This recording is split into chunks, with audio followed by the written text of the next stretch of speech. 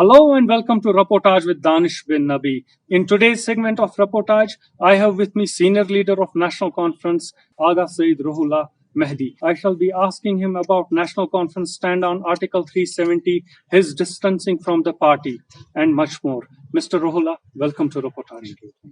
Mr. Ruhullah, let me begin by asking you. You represented idea of India for many years in Kashmir. Had you ever thought that you would be detained? Never. It never came to my thoughts that this thing would ever happen. My detention or anyone's detention is a small little thing. What happened to the entire state of Jammu and Kashmir, that thing is more serious. Whether we were detained, I personally was detained or not, is not a big deal. But what happened to the state of Jammu and Kashmir, it was, I never expected this to happen. What was more shocking, detention of the leaders, mainstream leaders, or the abrogation of the special status? Of course, it was the abrogation, illegal abrogation of the act. And your detention, was it a shock to you? We had already received a bigger shock in the shape of the application of Article 370. Therefore, the detention was not that big a shock. It was expected, but yes, detention was kind of a personal betrayal as well. But as I said, the gravity of what was taken away from us, when I say us, I mean the state of Jammu and Kashmir, is more bigger than my own personal detention. You were detained on August 5th, if I'm right? Yes, no, the night between August 4th and August 5th. You were detained at your home? And for how many months? 9 months. 9 months straight. 9 months straight. And I was only after, praying, literally praying to the administration because my mother had fallen ill. After repeatedly pleading with the administration, I was only allowed for 10 days for her treatment outside the state. That also took a long time because they wanted me to sign a bond, which I denied in any circumstances. But finally, there were some sane people and with kind heart in the administration, which allowed me for 10 days. Administration wanted you to sign a bond to go out. Yes. And you refused to sign the bond. And can you name by admin? By administration, I sent the letter to the local administration, that means the local DC, and then he requested me to sign the bond. District Yes. Commissioner Badgam, if I'm right. Yes, he was told, not on his own, but he replied to me that he is asked to get back The to me. higher authorities had The higher asked him for you to sign the bond, before I leave. but you refused to sign the I bond. refused to sign. Mr. Ruhullah, how do you see the future of mainstream politics in Kashmir? It's for them to decide. The future of the mainstream politics was shaken because whatever the principles it stood on and the idea of India and the reasons for the accession, the justification of accession to the nation of India was all robbed by the BJP government and was taken away. Then, according to me, the mainstream politics in Jammu and Kashmir post August 5, 2019 has to find its own way and define itself now, where it stands. Because, as I said the other day, the question mark is put by New Delhi, not by us. So, therefore, we need to define where do we stand. Do we stand with the people of Jammu and Kashmir or with the Delhi, which is today's Delhi very aggressive? And I come to this point, many mainstream leaders either are leaving a party and joining the other. How do you see them leaving one party, joining the other day, and then leaving that again and joining the other party again? Honestly, I feel very disappointed. I don't understand. Why don't they, feel the gravity of the situation? Is it still all about, gaining power, gaining access to the power corridor, being able to sit in a chair of power? Post August 5, the politics of power should be forgotten. I expected all mainstream politicians to find a similar and a united front to fight for the rights which were taken from. Mr. Ruhullah, forgive my research. If I am not wrong, if I have researched correctly, Mr. Umar Abdullah, your vice president, your party's vice president, used the word lanat. Lanat ho hum pe agar hum is kursi ke piche pade. The same Umar Abdullah is not uttering a single simple word or giving any statement for the restoration of Article 370. Forget about the restoration of Article 370, even the PAGD that came into existence is not working. We are not seeing it working. Why is it so? That's my question also. That's what my stand is. That's what I'm pleading for, and that's what I'm asking. The question that you put to me is the question that I put to the party and the rest of the ministry. And they have not answered you yet. I expect. I don't expect a verbal answer. I expect them to translate, as I said the other day, to translate what they claim or what we claim, that we are a movement which was created by the people of the movement. Today is the time when you need to translate that very idea on which you started your political party. I don't want a verbal answer. I want answer in action, and by action I mean the struggle for the restoration of the rights. Let's not confine it to 370. Restoration of the rights. Therefore, yes, it's right to say it's still unanswered. Still unanswered. The party leadership has not answered these questions or these queries. We are not practically struggling for the return of our rights. National Conference is not practically struggling for the rights of people of Kashmir. To this point, we are deviated. We are not practically struggling for the return of our rights. I hope for the return of the rights. National Conference is not fighting for the return of the rights. Clear as much as I could be. Yes, to this point, to this moment, to this date, we are not practically struggling for the return of rights. Mr. Ruhullah, let's take this forward. In one of your recent speeches, you said that promises are kept by both the sides, right? They have. Then you go on to say, that they have broken it. In Urdu, you said, "गुंडे 40 साल के बाद आए." Not 40 years, but 70 years. Explain to me who these gundes are. There's a sovereign promise which has been given and agreed to by a sovereign parliament of a country called India, which registered its promise in the constitution. After 70 years, a political party comes, drunk and high on power, betrays the sovereign promise. Forget about us. The Article 370 and rights surrounding it were a sovereign promise by a union, a nation called India, to the people of Jammu and Kashmir. And it was registered in shape of a constitutional article by a parliament, constituent assembly of Jammu and Kashmir and the Parliament of India. After 70 years, a political party comes drunk on high on power, comes and throws all the books of constitution and law out of window and strips Jammu and Kashmir of its rights and constitutional identity that it had. Go by the way they took it away. The constitution says if you want to abrogate Article 370, you need to get the concurrence of the state constituent assembly, not even the legislative assembly. State constituent assembly. Without the constituent assembly, you cannot abrogate. Without the concurrence of the constituent assembly, you cannot abrogate Article 370. A political party comes, which is very extremist, comes and throws all the books out of window and out of way, takes a concurrence from an employee called a governor, who is an employee of the central government. On his concurrence, abrogates the rights of the people of Jammu and Kashmir and strips us off. And on top of that, sends troops to silence our voices. Mr. Ruhullah, let me ask you this. Why did your member of parliament, Justice Hussain Masoodi, failed in front of Home Minister Amit Shah in the parliament on August 6th to put the viewpoint forward? When he asked him repeatedly that he has given a landmark decision in 2013, your MP, your member of parliament, National Conference's member of parliament, he was simply laughing at the Chief Home Minister of India. Why? I agree with you. Why? And I'm not his spokesperson. I'm not here to answer for him or to speak for him. But did you raise these questions in your party? I have been raising this every time. You quoted me. You quoted my speech. That is the expression which first time I expressed in public. But I have been saying in these closed corridors of the party for the last 1 year. I have been raising and go through my social media trails. I have been raising these issues. I'm not here for. I'm not speaking here for an MP or whoever you quoted. I also raise this question. I agree to your question. Why?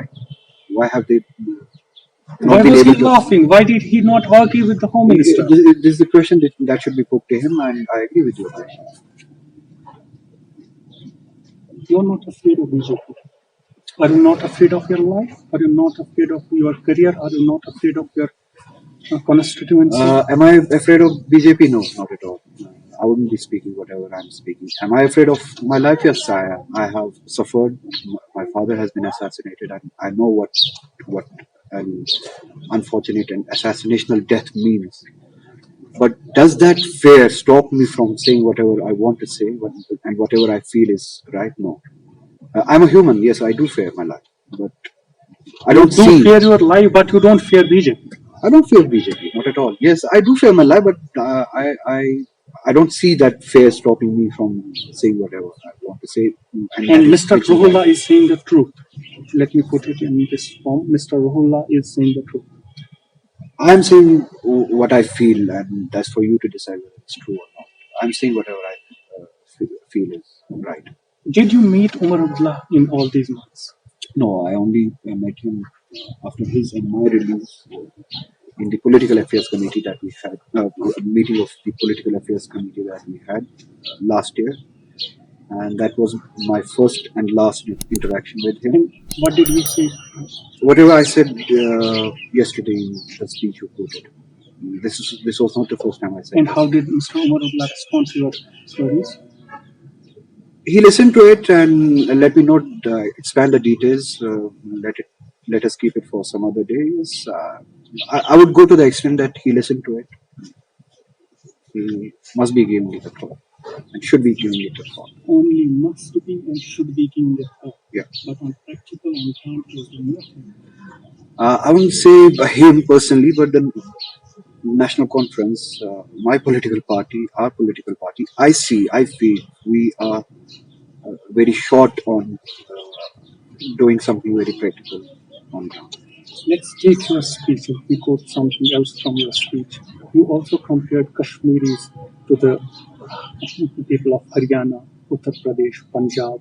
You said, and I quote, they farmers who are out and protesting since last many months only want one thing, that's that they should decide the rate of their produce of their own. Then you said, haven't they left everything? Forget about your produce. Then you talk to your workers and say, you cannot even decide your future. Our future is decided by Amit Shah and Modi. This is what you said. Then you go on to say, you don't have a realization and are waiting for the elections to take place. What has happened to us? Why are we so afraid? Explain to me why Kashmiris are different from the rest of the people who seek for their rights. That's my question also. Why are we behaving differently? I didn't expect this from my people. I don't understand why we are behaving differently. We were not like this. But you are in the political spectrum since last 20 years. Have you failed to understand your own people? I wouldn't say I have failed to understand my own people. As a Kashmiri, you would even be asking this question to yourself: Why have we behaved that the way we behave post the abrogation of Article 370? I don't want to judge people. I'm not here to judge people. The people and the masses, well in their wisdom, they would be. I mean, thinking better than me. But I'm only expressing my observation. See, there's a section of a population from whom only a right of fixing price for their crop has been snagged, and nothing more than that. It's not an existential crisis. And look at them; they're on roads peacefully, very genuinely, and in a very civilized manner, democratically. They're on roads, and they're giving the government a tough time, and they are not ready to back off unless their demands are met. And from us, not not a right to fix a price for a crop, but the right over our own fate has been taken from us. Entire identity, entire rights have been taken away from us, and yet we are silent. I'm not advocating for a moment, advocating for violence. I'm a victim of violence. I know what violence means. I'm not advocating violence, but asking and struggling for your rights does not mean violence. You have to be very civilized, you have to be very peaceful, and yet you can struggle for your rights. And do you think we have the peaceful space, we have a democratic space in Kashmir to raise our voice, to raise our concerns? Do you want to wait for BJP to be very kind to you and present you with a space and tell you please? So where is the exact problem? Is it with people or with the administration or with the BJP government? Problems are multiple. The problem on that side is that it's intolerant government, it's extremist government. It does not respect the democratic rights of the people. And the problem with the population here is, me included, that the way August 5 was conducted, yes, people are shocked. The presence of the troops, the communication blackout, the rounding up of the people, people were put behind a bar. People were shocked, yes, but this is time to come out from that shock gradually and now start asking for your right. In the very same speech, Yes. you also said, do not, people don't give up without fighting. Kashmiris have already accepted the defeat without putting up a fight. Do you think we Kashmiris have a defeatist attitude? The way we have been going for the last 1 year or so, I wouldn't cast. I wouldn't judge the general masses. I wouldn't go to that extent. But largely, the political behavior that I see post August 5 and the way we are dealing with the situation is that we have already accepted the defeat, and this is not a trait of the identity of a nation, a brave and honorful nation that I know. Kashmiris Nations do have not give up. accepted the defeat. The way we have been behaving, The way Kashmiris have been behaving since last one and a half year, we have we have we have given up. we have given up. Kashmiris have given up. They have accepted the defeat. The way we have been behaving for the last 1 year, especially the way the political fraternity, so to say, has been behaving for the last 1 year, they have given up and given in. Our Kashmiris existential, we have an existential crisis. If I am, And I would say, as an existential crisis till yesterday, we are not in a crisis. Our existence has been taken away from us. Kashmiri's existence has been taken away. Already taken. And we are yet sleeping, looking for the power corridor. I'll go to the general masses after this, but the first responsibility of taking the struggle and responsibility belongs to the people who call themselves politicians. Politics is not a bad word. It's not a bad thing. But the way we behave, ultimately, it comes to it. But in a natural course, in a right thinking society, people at the helm of affairs have the first responsibility. But ultimately, it also comes to the masses. But generally, I would say, I would conclude this way. We are not in a crisis of existence. Our identity, existence has already been taken, Being snatched, and being yet taken we are, away from us. And Kashmiris are sleeping we are sleeping. At every level. at every level. At every level. National Conference's slogan was, in Kashmiri, you used to say June as a Moon as a Trehat Satat. If we loosely translate this, the loose translation of the same slogan is your honor, my honor, 370. Our honor has been snatched. It has been stripped. It has been, so as to say, raped. Where is National Conference? Where is the party leadership? Again, it's Where are you people? In this, you have also said that National Conference is not a party; it's an ideology. Ideology, don't let its people get raped, stripped, or doomed. dishonored. I have been observing. I didn't participate in any political function of my party, and the moment DDC elections were announced and PAGD and including National Conference decided to take part in those elections, I stayed away from all this. That's the reason I never participated in any political meeting or political function of the party. And but I have been observing post August 5, whenever they met, be it in the programs of DDC election or internal party meetings, I have been noticing that they didn't even raise the slogan, which every other time I attended pre-August 5, I attended the political functions and political meetings. Every other day, I would hear these slogans. Post-August 5, they wouldn't even, raise these slogans. The question you ask is a question that I ask. This is what I'm doing. I'm asking this question Let to me my put it political in party. another words. Yeah. Has National Conference given on Article 370 on the special status, on the special identity of Kashmir? I have been telling the same thing, but I'm still optimistic. I'm trying my best. I hope they have not given up. I hope they will realize. I'm not an alarmist. That would be not a right word to say. I'm not an alarmist.